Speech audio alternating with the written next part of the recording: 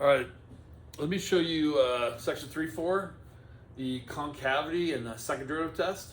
I'll do this video probably in 2 videos. I'll show you all the concavity and then I'll show you how the second derivative test works for answering about max and min. So, properties of the second derivative. Now, what does this second derivative represent? So when you have a curve, the first derivative, you guys remember, is the slopes. Well, every time you take a derivative, you're finding a rate of change. So what you're finding in the second derivative is not the slopes, but how the slopes change. So for example, this is a positive slope, but it's actually getting smaller, going to 0, then negative. So if your derivative shows up as negative, that means your slopes are getting smaller, which we call this concave down. If your slopes are getting bigger, you can see how they're going from 0 to +1, then it's concave up. So there's concave up, concave down. So concave up is the slopes of the tangent lines are increasing, they're getting bigger. And your second derivative will show up as positive. So if your second derivative shows up as positive, you see how your slopes are negative, 0, positive, they're just always getting bigger. They're just constantly getting bigger, all right? And then concave down, your slopes are getting smaller. So you see I got positive to 0 to negative. So that's concave down. So we're starting to do that. So a business that sees this happening, they're making money. They have a positive first derivative. They're making profit, but it's slowing down. They're making less profit every quarter. And so they need a new item, new device, a new flavor to their food, something like that. So that's what we're looking for. All right, so an inflection point, the definition, people misunderstand this definition. The definition just says points where the graph switches concavity. That's it. Now, we set the second derivative equal to 0 to find the candidates for it, but they're not an inflection point for sure unless they switch concavity. I have some people say, oh, you set the second derivative 0 and that's your inflection point. That is your strong candidate. It may or may not be an inflection point, all right? So, but your slopes are switching from increasing to decreasing. So what it would look like is something like this. That's an inflection point. The graph is going concave down, but then it switches concave up, all right? And that's what we're, as a business, are looking for. Our profits are going down a little bit. We want to do a new thing, and we want to see this, all right? So let's do a couple examples.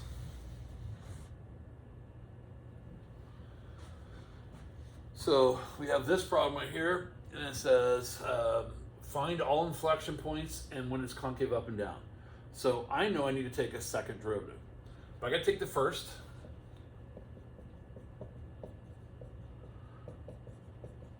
Now, if I were to set that derivative equals 0, I could do all that max and min stuff. We could still do all that, so we could do everything if we want to on this problem.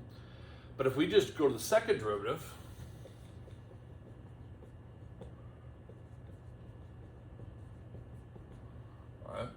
the second derivative is the rate of the slopes. So I set that equal to 0.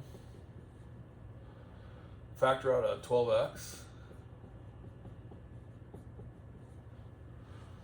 And so if I pull out 12x, I get 3x, 12x times 3x minus 2.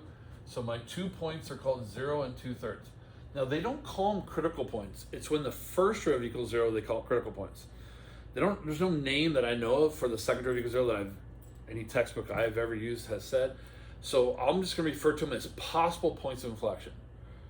So these are your possible points of inflection. So we're going to have to do a number line, just like you did with the first derivative. It just has a different meaning. So we got 0, we got 2/3, and we're going to check points near it. But see how we label it second derivative, because we're doing the second derivative right now. So I see there's a glare to where you won't be able to see this. So let me move this over.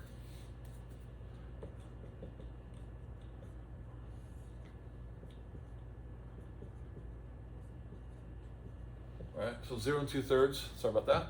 And then we're gonna check nearby in the second derivative. So we label it second derivative. If you remember in the first derivative, you label it f prime.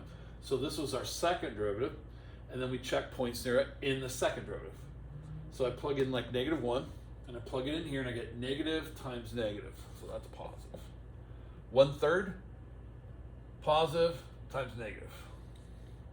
Number 2, positive times positive.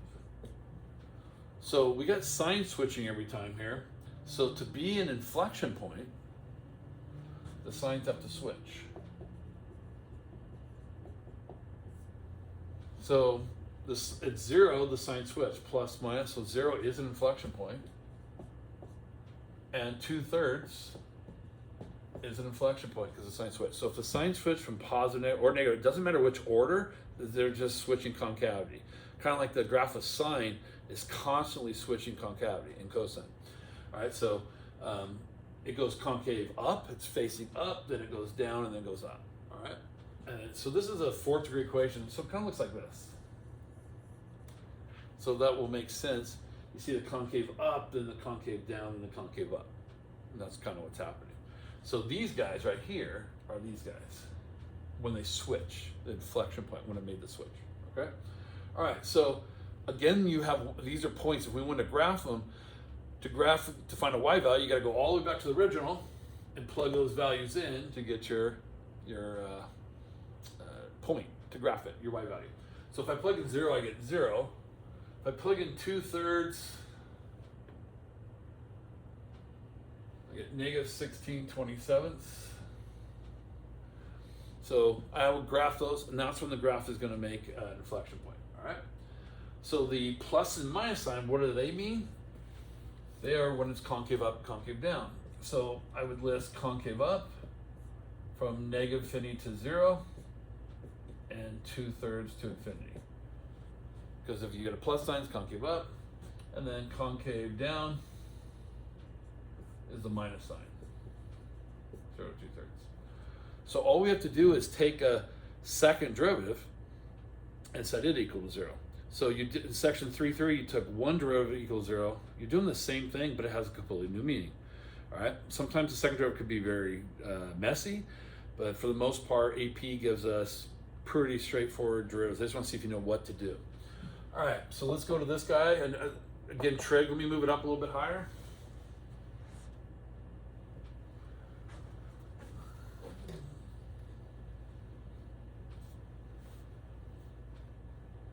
All right, so people get scared of the trig ones, and they're really not bad, especially since you're only going 0 to 2 pi. So the first derivative of cosine is negative sine. And the second derivative is negative cosine. All right, so your second derivative is negative cosine. Well, we set that equal to 0. Now, you can divide by negative, and so when's cosine 0? Cosine hits 0 at pi/2 and 3pi/2. So those are my possible point inflections, what I call them. So we got to put these guys on a number line.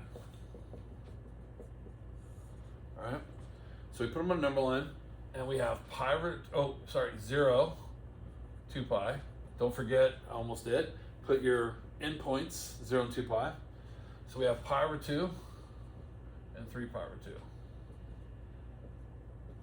All right, so we're going to check nearby these guys. So pi/2, if I plug it in, again, we're plugging into the second derivative where we got it. So I'm going to plug in, this is quadrant 1.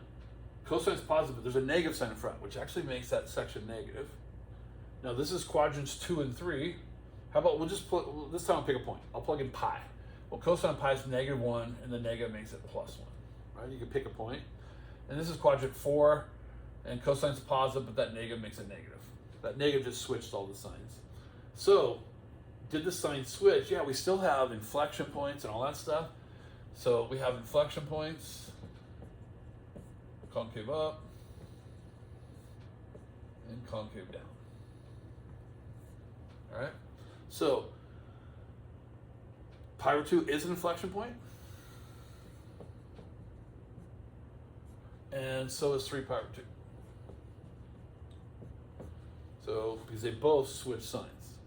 Again, if I want the y value to graph them, I plug in the original. Cosine of pi/2 is 0, and cosine of 3pi/2 is 0. So my inflection points occur at those points. Again, I plugged back into the original. Concave up, I'm looking for the plus sign, pi over 2 to 3 pi over 2. And concave down is this section. If you forgot to put the 0 and 2 pi, you might say, oh, negative infinity pi over 2, which makes 0 sense, because the graph does so many things in between that. So 0 to pi over 2, and 3 pi over 2 to 2 pi. All right? And that is how you guys find concavity, inflection points. Again, take second derivative set equals 0. All right?